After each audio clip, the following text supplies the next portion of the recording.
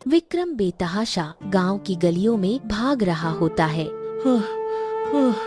कुछ भी हो जाए, पर मैं अपनी चंपाकली को ढूंढ कर ही रहूंगा, चाहे मुझे अपनी आखिरी सांस तक भटकना ही क्यों ना पड़े, पर मैं हार नहीं मानूंगा। विक्रम बदहवास होकर गांव के एक घर का दरवाजा जोर जोर से पीटने लगता है। अरे क्या हो गया विक्रम, तुम इस तरह हमारा दरवाजा क्यों तोड़ रहे हो? काका, आपने मेरी चंपाकली को देखा है क्या? मुझे बता दीजिए काका, मेरी चंपाकली कहाँ चली गई है? अरे तुम उस लड़की की बात कर रहे हो? तुम तो बड़े जमींदार साहब के बेटे हो विक्रम, तुम्हें ऐसी लड़की के पीछे भागते हुए जरा भी संकोच नहीं होता। चले जाओ यहाँ से, हमारे पास उसका कोई अता पता नहीं है। गांव वाला विक्रम को इतना कहकर अंदर चला जाता है। चंपाकली, कहाँ हो तुम? लौट आओ चंपाकली, मुझे तुम्हें किसी भी कीमत पर ढूंढना है। मैं तुम्हें इस तरह दर दर भटकने नहीं दूंगा।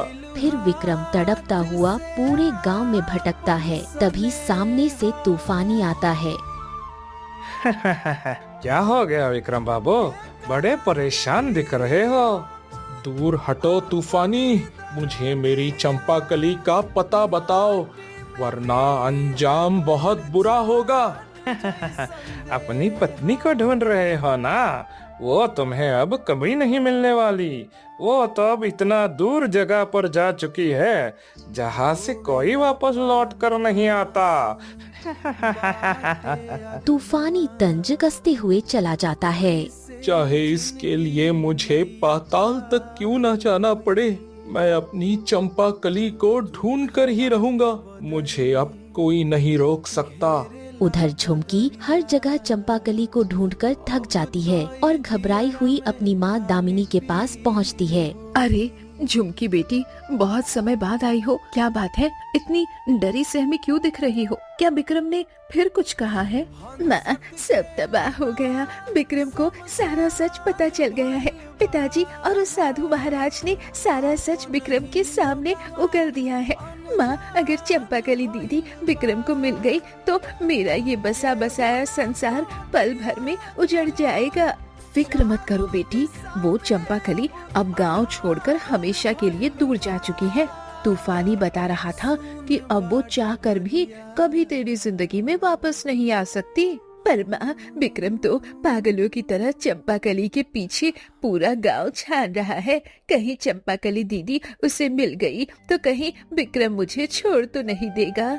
वो ढूंढते ढूंढते थक हार कर वापस तेरे ही पास आएगा। तू बस हवेली जा और किसी तरह जमींदार साहब और रुक्मणी को अपनी मीठी बातों में उलझा कर रख। विक्रम अपने माता पिता के वचनों को कभी टाल नहीं सकता, समझी?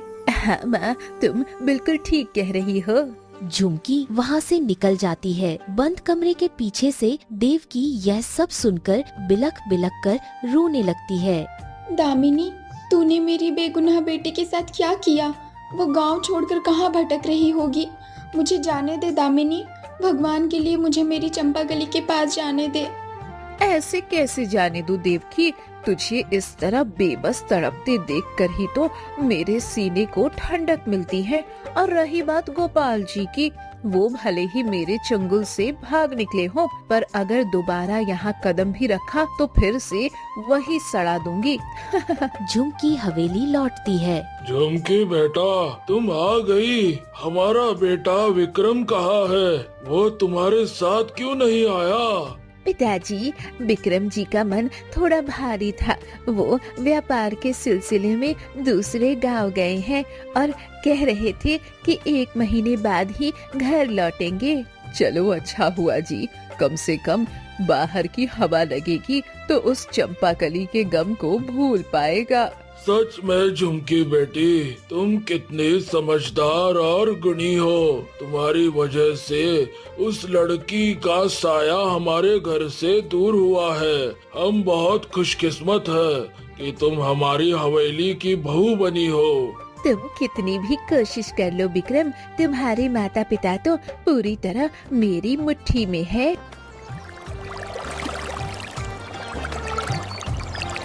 पूरा गांव खोजने के बाद विक्रम थक हार कर एक सुनसान तालाब के किनारे बैठ जाता है।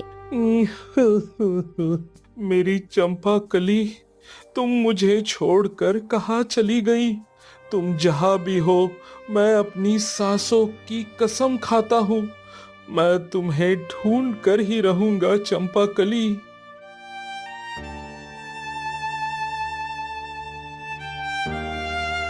अरे ये तो चंपा कली जैसे ही लग रही है। ये तो मेरी चंपा कली ही है। मुझे मेरी चंपा कली मिल गई।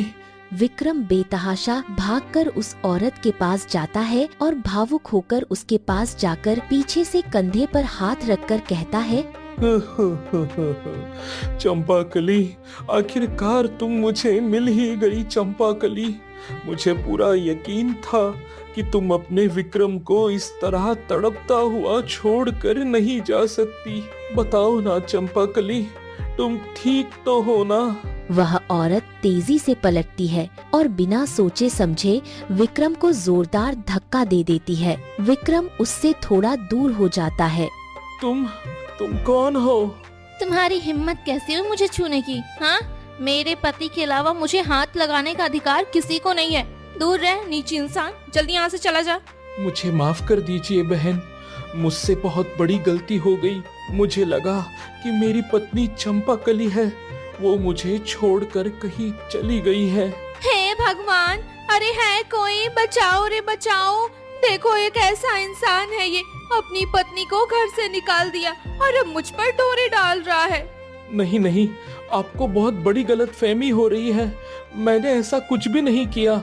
चीख पुकार सुनकर गांव वाले आ जाते हैं। देख क्या रहे हो, मारो इसे। ये तो पड़ोसी गांव के जमींदार का बेटा है, पर ये ऐसी नीच हरकत करेगा हमने कभी नहीं सोचा था। मारो इसे। गांव वाले मिलकर विक्रम को बुरी तरह पीटते हैं। विक्रम जैसे तैसे वहाँ से बचकर एक पेड़ के नीचे आकर रुकता है। ये क्या हालत हो गई है मेरी। मैं अपनी चंपा कली के लिए कुछ भी नहीं कर पा रहा हूँ, पर कोई बात नहीं, मैं अपनी चंपा कली को ढूंढ कर ही रहूंगा, चाहे मुझे ऐसी जिल्लत ही क्यों ना सहनी पड़े। मैंने जो पाप किया है उसके आगे ये सजा तो बहुत छोटी है। विक्रम फिर से उठकर आगे बढ़ जाता है। ऐसे ही दर दर भटकते हुए 6 महीने का लंबा समय बीत जाता है। दूसरी तरफ घने जंगल की एक छोटी सी झोपड़ी में चंपा कली एक सुंदर बेटी को जन्म देती है। उसकी आंखों से लगातार आंसू बह रहे होते हैं। आखिरकार मुझे जीने की वजह मिल ही गई। मुझे यकीन ही नहीं हो रहा। कोई बात नहीं मेरी बेटी, इस पापी दुनिया ने भले ही मुझे ठुकरा दिया हो, पर अब तुम मेरे पास हो। अब हम दोनों मिलकर अपनी नई दुनिया बसाएंगे। हमें अब किसी से कोई मतलब नहीं है। उधर भटकते भटकते 6 महीने बाद विक्रम निढाल होकर एक जगह बैठ जाता है। ना लंबा वक्त बीत गया, पर अब तक मेरी चंपा कली का कोई पता नहीं चला है। हे भगवान, कहाँ है मेरी चंपा कली? मुझे मेरी चंपा कली किसी भी कीमत पर चाहिए। मुझे उसे ढूंढना ही होगा। तभी विक्रम को भूख, प्यास और तड़प के कारण चंपा कली की धुंधली परछाई दिखाई देती है।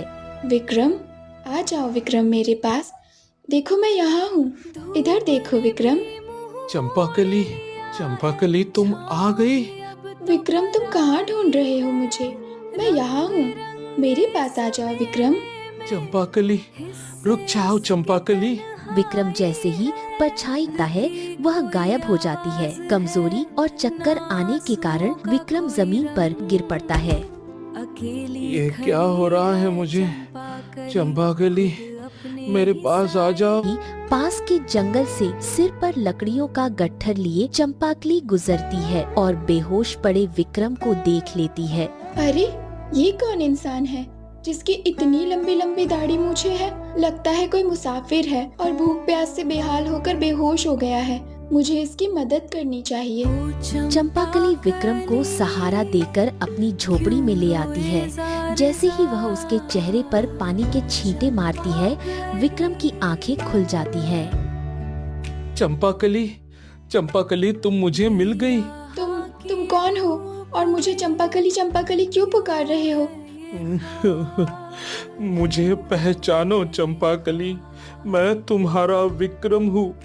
जब से मुझे तुम्हारे पावन होने का सच पता चला है, मैं तुम्हें हर जगह ढूंढ रहा हूँ। पूरे 6 महीने बीत गए चंपाकली, तुम मुझे आज मिली हो। चले जाओ यहाँ से, मुझे तुमसे कोई बात नहीं करनी। जाओ यहाँ से विक्रम। नहीं चंपाकली, ऐसा मत करो, मुझसे बहुत बड़ी भूल हो गई, मुझे माफ कर दो। और हमारा बच्चा कहाँ है?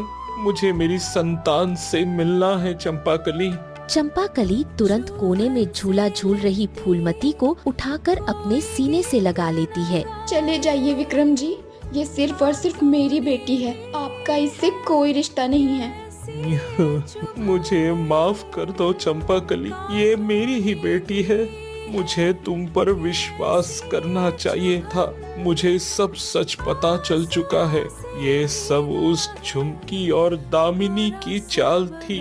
मुझे झुमकी और छोटी माँ की चाल का जरा भी दुख नहीं हुआ विक्रम, पर दुख इस बात का है कि मैं तुमसे सच्चा प्रेम करती थी, तुम्हें अपनी दुनिया मानती थी, पर तुमने भरे गांव के सामने मेरे चरित्र पर कीचड़ उछाल दिया। एक प्रेमिका गलत हो सकती है, पर एक माँ कभी गलत नहीं होती। मैंने तुमसे कहा भी था कि ये तुम्हारी औलाद है, फिर भी तुमने मुझे जलील किया और मेरी इस बेटी को ऐसे अपशब्द कहे जो आज भी मेरे कानों में गूंजते हैं। इसलिए चले। मुझे माफ कर दो चंपाकली, मैं तुमसे बेइंतहा प्रेम करता हूँ। मैं अपनी बेटी और तुम्हें वापस अपने घर ले जाने आया हूँ। मैं तुम दोनों के बिना एक पल नहीं जी सकता। नहीं, तुम्हारी शादी तो झुमके से हो चुकी है, अब वही तुम्हारी पत्नी है। मेरी बहन ने मेरा घर उजाड़ा, पर मैं अपनी बहन का सुहाग नहीं छीन सकती। तुम वापस लौट जाओ। मेरी बात सुनो चंपाकली, मैंने उससे केवल नाम की शादी की है। मैंने उसे कभी अपनी पत्नी का अधिकार नहीं दिया। वो सिर्फ मेरे घर की बहू बनकर रही है, मेरी पत्नी कभी नहीं बन सकती। वो तुम ही मेरी इकलौती पत्नी हो।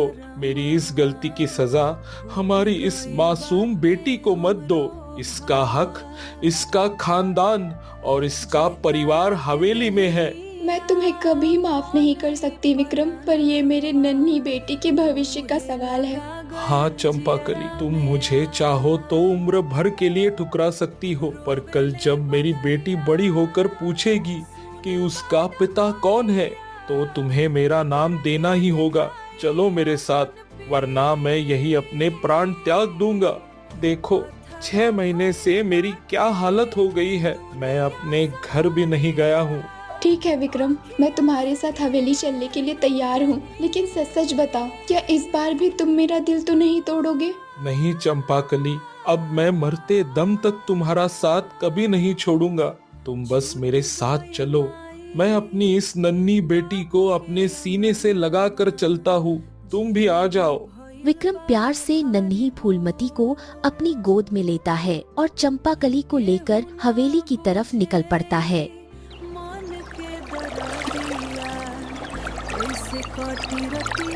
सबको एक बहुत बड़ा सच जानना होगा जो इतने वक्त से हम सबकी आंखों के सामने से ओझल था।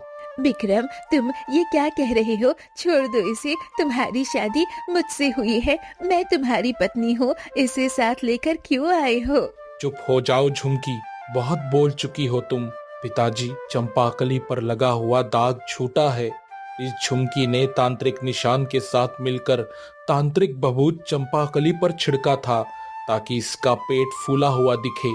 चंपाकली गंगा जल जैसी पवित्र है और ये बच्ची किसी और की नहीं बल्कि मेरी ही संतान है।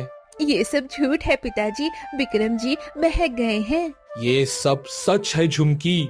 साधु महाराज ने मुझे दिव्य जल से तुम्हारा सारा सच दिखा दिया है। तुम इतना नीचे कैसे गिर सकती हो झुमकी? तुम मेरी सगी बहन जैसी थी, तुमने मेरे साथ ऐसा छल किया। अब तो मेरा घर मत तोड़ो।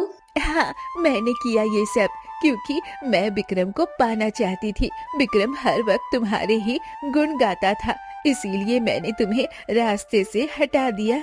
प्यार दो दिलों का मिलन होता है झुमकी, कोई छल कपट का नहीं। अब चली जाओ यहाँ से, मैं तुम्हारा चेहरा भी नहीं देखना चाहता। फिर जमींदार साहब आगे बढ़कर विक्रम की गोद में खेल रही नन्ही बच्ची की तरफ देखते हैं। उनकी आंखें नम हो जाती हैं। ये तो मेरी हवेली का ही खून है, मेरी ही पोती का चेहरा है यह। मुझे अपनी आंखों पर यकीन नहीं हो रहा। सच में जी, मुझे अपने बेटे के अंश को देखने का सौभाग्य मिला। मैं बहुत खुश हूँ। मुझे चंपाकली तो नहीं पसंद है, लेकिन ये बेटी आखिर हमारे इस वंश को आगे बढ़ाएगी जी। चलो ठीक है, चंपाकली को मैं पहले भले ही कुछ न मानता हूँ, पर इसने मेरे खानदान के चिराग को जन्म दिया है। ये इस खानदान की बहू और इज्जत रहेगी। ये आप दोनों क्या कह रहे हैं? मैं इस घर की बहू हूँ। पूरे गांव के सामने विक्रम ने मुझसे शादी की है। मेरी जगह आप किसी और को नहीं दे सकते। गलत रास्ते और छल से हासिल की गई हुई जगह कभी नहीं टिकती झुमकी। तुम हमारे खानदान के साथ छल कर रही थी। चली जाओ यहाँ से। हाँ, जो औरत मेरे बेटे से छल करे वो इस घर की बहू कहलाने लायक नहीं है। तुम्हें यहाँ कोई अधिकार नहीं मिलेगा। निकल जाओ। विक्रम जी, एक बार मुझे माफ कर दीजिए। विक्रम बिना कुछ कहे झुमकी का हाथ पकड़कर उसे हवेली से बाहर निकाल देता है। चली जाओ झुमकी, आज के बाद इस हवेली के आसपास भी मत भटकना। झुमकी नफरत और आंसू से भरी आंखों से वहाँ से चली जाती है। चंपाकली, तुम थक गई होगी, आओ मेरे साथ, हमारी बेटी को लेकर कमरे में चलो।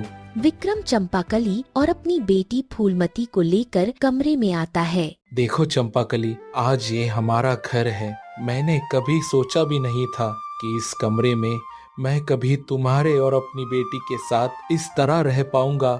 आज सच में हमारा परिवार पूरा हो गया। मेरे सारे संघर्ष और दुख दूर हो गए। मुझे मेरा सच्चा पति और मेरी नन्ही फूलमती मिल गई। मैं आज बहुत खुश हूँ। अब तुम्हें कभी कोई दुख नहीं छू पाएगा चंपाकली, तुम मेरी जिंदगी हो। उधर बाहर बगीचे के पास एक बड़े पेड़ के पीछे छिपकर झुमकी खिड़की से दोनों को देख रही होती है। हाँ, खुश हो लो तुम दोनों, पर तुम्हारी ये खुशियाँ ज्यादा दिनों तक नहीं रहने दूंगी। तुमने क्या सोचा कि मुझे बर्बाद करके तुम दोनों चैन की बंसी बजाओगे? ऐसा मैं कभी नहीं होने दूंगी। झुमकी अपनी कमर से एक चाबी निकालती है। अच्छा हुआ कि हवेली के पिछले दरवाजे की एक चाबी हमेशा मेरे ही पास रहती है। अब देखना विक्रम और चंपाकली, तुम दोनों के इस हंसते खेलते संसार में मैं कैसे आग लगाती हूँ।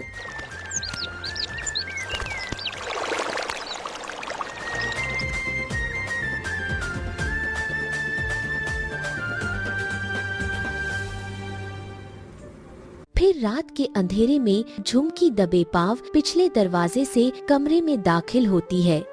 अब वही होगा जो मैंने सोचा है। विक्रम और चंपाकली, मैं तुम दोनों को कभी सुखी नहीं रहने दूंगी। झुमकी चुपके से चंपाकली की नन्ही फूलमती को अपनी गोद में उठा लेती है। चंपाकली दीदी, तुमने मुझसे मेरा प्रेम छीना था ना? अब मैं तुमसे तुम्हारी इस नन्ही फूलमती को छीन रही हूँ। जिस तरह मैं अपने प्यार के लिए तड़पी हूँ और तुम अपनी माँ के लिए तड़पी थी, अब तुम अपनी इस बेटी के लिए पूरी उम्र तड़पोगी। इसका चेहरा तुम कभी नहीं देख पाओगी। झुमकी नन्ही मासूम फूलमती को छिपाकर रात के अंधेरे में हवेली से गायब हो जाती है।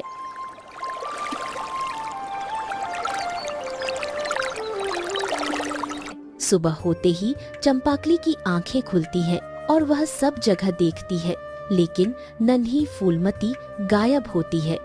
ये क्या हो गया? मेरी बेटी कहाँ है? विक्रम, विक्रम उठो, फूलमती कहाँ है? मेरी बेटी फूलमती, वो कहीं दिखाई नहीं दे रही है। कहाँ जाएगी? यही कहीं होगी चंपाकली। शायद पिताजी या माँ सुबह सुबह उसे अपने पास ले गए होंगे। चलो उनके पास चलकर देखते हैं। दोनों परेशान होकर कमरे से बाहर निकलते हैं। पिताजी, आपने मेरी बेटी को देखा क्या? मेरी बेटी कहीं दिखाई नहीं दे रही है। कहीं आप लोग तो उसे लेकर नहीं आए हो ना? ये तुम क्या कह रही हो चंपाकली? नहीं, मैंने तो अपनी पोती को नहीं देखा। वो तो तुम दोनों के पास ही सोई थी ना। ये कैसे हो सकता है? जल्दी ढूंढो, हमारी पोती को कुछ नहीं होना चाहिए। ठीक है, मैं अभी पूरे घर में देखता हूँ। सब मिलकर पूरी हवेली छान मारते हैं, पर नन्ही फूलमती कहीं नहीं मिलती। मेरी फूलमती कहाँ चली गई विक्रम? मुझे मेरी बेटी चाहिए विक्रम। चिंता मत करो चंपाकली, मैं अपनी बच्ची को ढूंढ कर लाऊंगा। अगर उसे कुछ हो गया तो मैं जीवित नहीं रह पाऊंगी। माँ, पिताजी, चंपाकली का ध्यान रखिएगा। चाहे जो भी हो जाए, मैं अपनी बेटी को सही सलामत लेकर ही लौटूंगा। इतना हंसता खेलता परिवार इतने समय बाद एक हुआ है, मैं इसे यूं ही तबाह नहीं होने दूंगा। विक्रम हवेली से निकलकर सीधे घने जंगलों की तरफ भागता है। जरूर ये काम झुमकी का किया धरा है। उसी ने मेरी फूलमती को चुराया होगा और कहीं छिपा कर रखा होगा। मुझे अपनी बेटी फूलमती को ढूंढना ही होगा।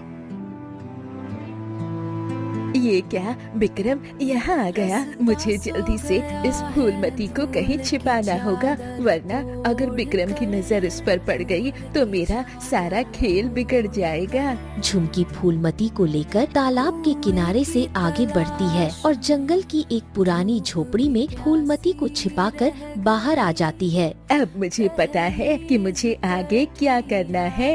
झुमकी घने जंगलों से होते हुए उस रास्ते पर पहुंचती है जहां से विक्रम गुजर रहा होता है। अचानक विक्रम की आंखों के सामने हवा में एक अजीब चमकीली मिट्टी उड़ने लगती है। ये कैसी चमकीली मिट्टी है?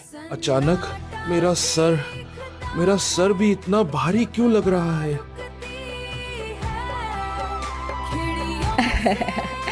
अब विक्रम तुम कभी अपनी आंखें नहीं पाओगे। और देखो तुम्हारे पैर पर ये कटीली झाड़ी का नीला निशान। ये झाड़ी पल भर में तुम्हें सभी बंधनों से हमेशा हमेशा के लिए आजाद कर देगा। झुमकी हंसती हुई आगे बढ़ती है। अब मुझे फूलमती के पास जाने से पहले एक और काम करना है। झुमकी एक जाली खत लेकर हवेली के मुख्य द्वार पर फेंक देती है और पेड़ के पीछे छिप जाती है। बाहर आता है। ये कैसा खत है यहाँ? चलो इसे पढ़कर देखता हूँ। देखिए जी, क्या लिखा है इसमें? हमारे बेटे की कोई खबर है क्या? हमारी पोती मिल गई क्या? जमींदार साहब खत खोलकर पढ़ने लगते हैं और उनके हाथ कांपने लगते हैं। मैं अपनी बेटी फूलमती को नहीं ढूंढ पाया। जंगल में मेरे पैर में एक विषैला कांटा लग गया है, जिस वजह से मैं अब इस दुनिया में नहीं रहूंगा। कुछ ही पलों में मैं यह खत किसी तरह आप तक पहुंचा रहा हूँ, ताकि आप मेरी चंपाकली का ध्यान रखें। मेरे जाने के बाद मेरी चंपाकली को कुछ मत होने देना। नहीं, ऐसा नहीं हो सकता। मेरा बेटा मुझे छोड़कर नहीं जा सकता। ये नहीं हो सकता। आवाज सुनकर चंपाकली रोती हुई बाहर आती है। ये क्या कह रहे हैं पिताजी? नहीं, ये सब झूठ है। मेरे विक्रम को कुछ नहीं हो सकता। दूर हट जाओ। तुम्हारी वजह से ही मेरा हंसता खेलता बेटा हमसे छिन गया। जब से तुम हमारी जिंदगी में आई हो, केवल बर्बादी लाई हो। मैंने सोचा था कि अपने बेटे की खुशी के लिए तुम्हें अपनी बहू मान लूं, लेकिन तेरी बदकिस्मती ने सब बर्बाद कर दिया। हाँ, तुम्हारी ही बदकिस्मती ने हमारे कुल के चिराग को बुझा दिया।